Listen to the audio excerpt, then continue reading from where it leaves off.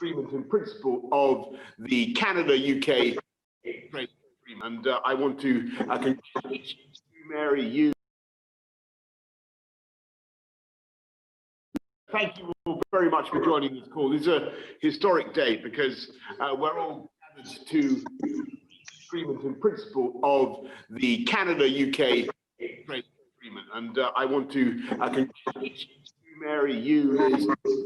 It's been a hard-fought thing. This is just, I think, to an FTA that we're going to continue to work on in the course of the next year. But I guess what it means is in the short term, British consumers will have greater quantities of maple syrup and dairy products and goodness knows what.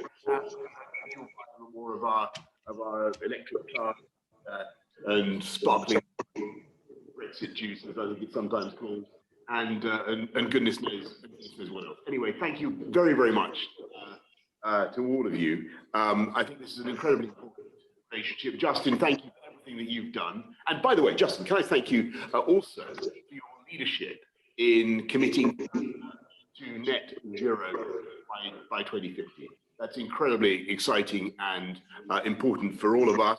And we look forward to working with you and with Canada as we go forward to our COP26 summit at the end of next year. Anyway, it's a great and proud. Justin, how's it going for you over there? Listen, Boris, it's just so great to see you. I know you're in isolation, but glad to connect with you at home. This is a good moment. We're all living with COVID-19, but there's lots of other things we need to get going as well. And the trade relationship and the historic relationship between Canada and the UK is just so deep that being able to make sure we're seamlessly transitioning through with this what are we calling it? That's right, the Canada-UK Trade Continuity Agreement, which is perfect to make sure that our businesses and yours continue to work well together. The UK is our 5th largest trading partner in the world, so making sure that we continue to do that. Yeah, it's better than that. It's a story. We will do much better than that. But you're our top trading partner in Europe, so at least no pressure, Liz. There's that we can still get to work on, and of course now we get to continue to work on a bespoke agreement, a comprehensive agreement over the coming years that'll really maximize our trade opportunities and boost things for everyone. And like you said, so aligned on opportunities for women and gender equality, on fighting for a cleaner environment, on things like digital trade as well. There are so many interesting things we're going to be able to do together. I'm really excited about it, but making sure that your businesses and ours were reassured as this important milestone comes up, that we're going to continue to protect everyone and keep 98% of the exports from Canada into the UK tariff-free and vice versa. These are the things that matter. C'est une belle journée pour l'amitié Canada-Royaume-Uni et on va continuer de travailler ensemble sur ces enjeux. C'est une belle journée. Absolutely. Well, listen, I'd love to hear. I know, Boris, it's one of those situations where you and I get to, reap the attention. But we had Mary and Liz doing all a tremendous amount of work to get to here, along with great teams of negotiators. So I'm happy to flip it over to Mary for a few words. Well, thank you so much. Thank you so much, Prime Minister. Bonjour à tous. And it really is great to be here with Prime Minister Johnson, and great to see you again, Liz. And thank you both for joining us virtually from London for this important news. And it is excellent to have concluded negotiations for the Canada-UK Trade Continuity Agreement, a new chapter in the historic friendship between our countries, and one that will bring stability to our people and our businesses. And this is especially important in a time marked by uncertainty. And following the UK's decision to leave the EU and in turn CETA, we got to work. We knew that having an interim agreement would be crucial to ensure that businesses, exporters, our workers on both sides of the Atlantic have the continuity and that predictability that they need. UK, as the Prime Minister said, is our 5th largest trading partner globally. And in 2019, two-way merchandise trade with the UK amounted to $29 billion. So this means opportunities for our businesses and thousands of good jobs for people in both countries. Our new Canada-UK trade continuity agreement is going to preserve the main benefits of CETA, including the elimination of tariffs on 98% of Canadian products exported to the UK. And as we speak, our officials are preparing the legal text for signature, and we look forward to introducing and debating legislation in Parliament as soon as possible. This continuity agreement is good for Canadians. It's good for the people of the UK. It builds on our strong, mutually beneficial relationship, and our work doesn't end here. Liz, you and I spoke on Thursday morning, and we're very enthusiastic about beginning comprehensive free trade negotiations within a year of this TCA's ratification. We'll be working towards a high standard and ambitious agreement with a focus on women, the environment, small businesses, as well as the importance of digital trade. To our businesses and to our workers and all Canadians, these are unprecedented times. But know that amid the challenges we face, we will always have your back. We'll continue to work with our friends and allies like the UK to ensure that trade works for you all. Liz, now I'll turn this over to you. Well, thank you very much, Mary, and it's fantastic to be here today with our two Prime Ministers. The deal that we've negotiated secures certainty for British and Canadian businesses, safeguarding tens of thousands of jobs. It's a win-win for two close allies and friends. It maintains access to £20 billion worth of trade. It means continued tariff-free access for 98% of our goods, including things like cars, beef, and salmon. And if you look at the car industry, we currently export £750 million worth of cars to Canada, an industry employing 167,000 people. Mary, I'm incredibly excited about getting back to the negotiating table with you next year to do an even more ambitious trade agreement. We're agreed that on areas like digital and data, women's economic empowerment, and the environment, there's so much more that we can do together. Canada is a country that shares our values, a belief in democracy, freedom, and free trade. And I know we're also going to be working together at the G7 to promote free and fair trade across the world. Free trade is an incredible force for good. It's going to help us drive economic growth here in Britain and level up our country. And it's also going to help the world recover after coronavirus. This agreement that we've struck today is also an important step for our accession to the Comprehensive and Progressive Trans-Pacific Partnership, an agreement of 11 Pacific nations, including Canada. And it's part of our strategy to put the UK at the centre of a network of trade deals around the world, particularly focusing on services and technology. It's vital to the global Britain vision, a country that is optimistic, confident, and outward-looking. Mary and Justin, we have built up a great working relationship over the past few months, and we're very much looking forward to stepping it up in 2021. Thank you. Thank you, Liz. Thank you, Mary, for all your hard work and your leadership.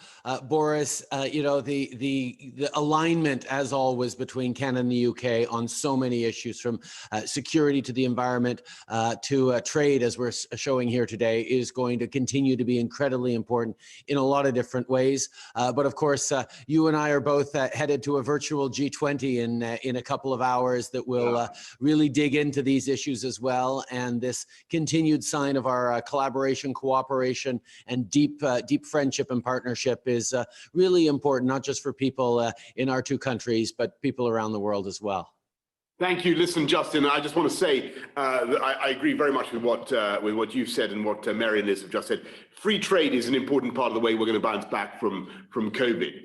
But I also think that Canada and the UK share a perspective about building back greener, and using this as a moment in which to tackle climate change, but also to create hundreds of thousands of jobs in green technologies. And I just want to remind you, I think I told you before, when many years ago, or 12 years ago, I became mayor of London, and I had to put these hire bikes on our streets, you know, hire cycles, and we needed to find the best, most cost-effective.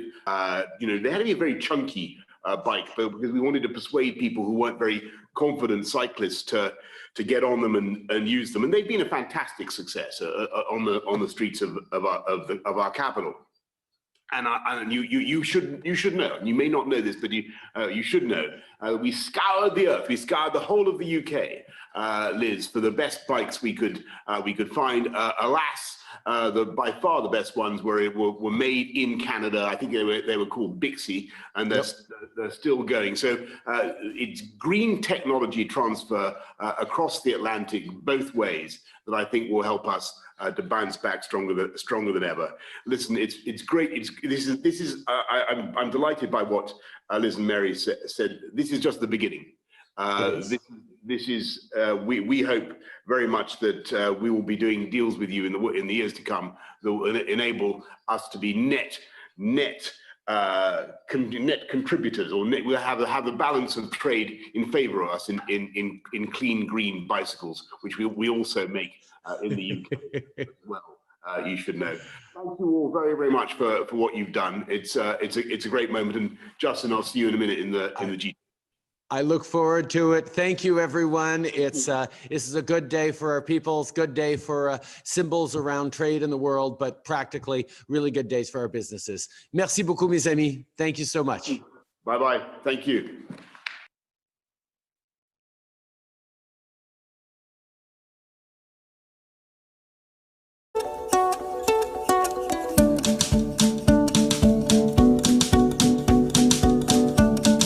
Hello and welcome to this Policy Exchange webinar on the Comprehensive and Progressive Agreement for Canada.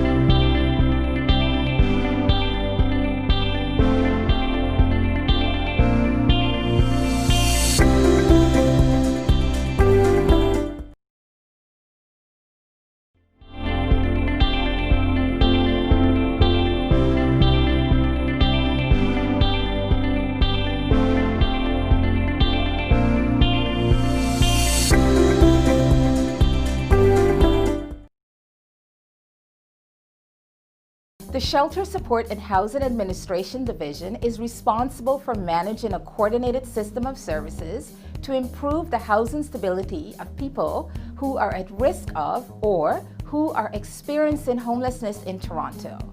Our staff provide services to more than 25,000 people each year and provide over 90,000 units of social and affordable housing.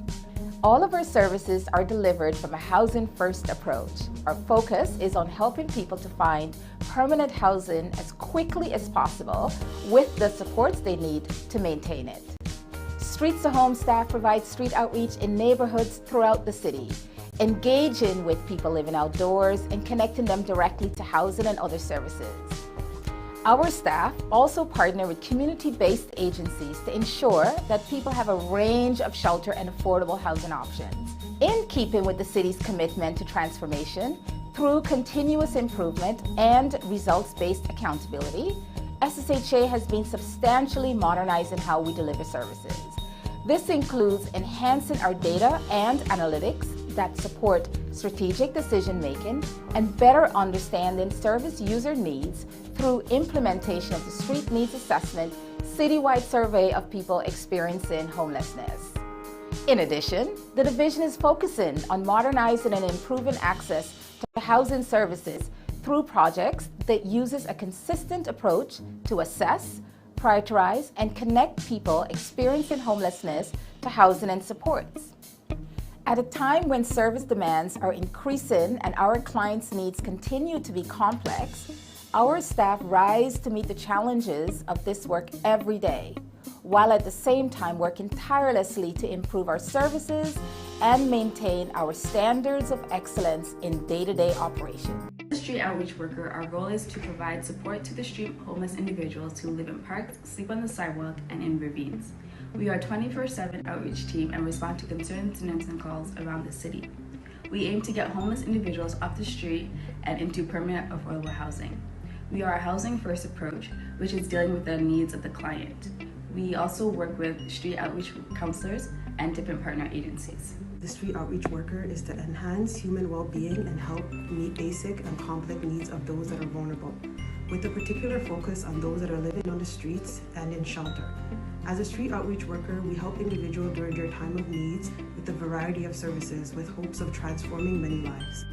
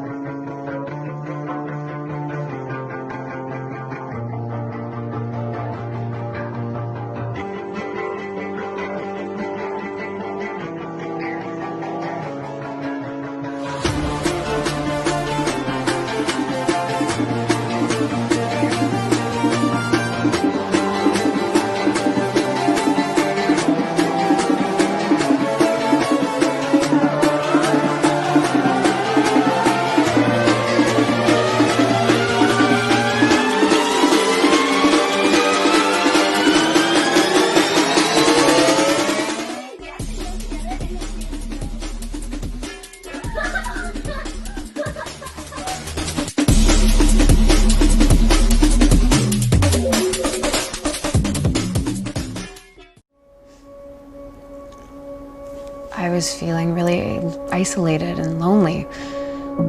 So I had some friends over. It was just for a couple of hours. It wasn't a big deal. I hadn't seen my parents in weeks. They were so happy to see me. Online classes were so stressful, so I took a me-day. And all the rules and changing restrictions can be so exhausting. But then I got COVID. Luckily, I was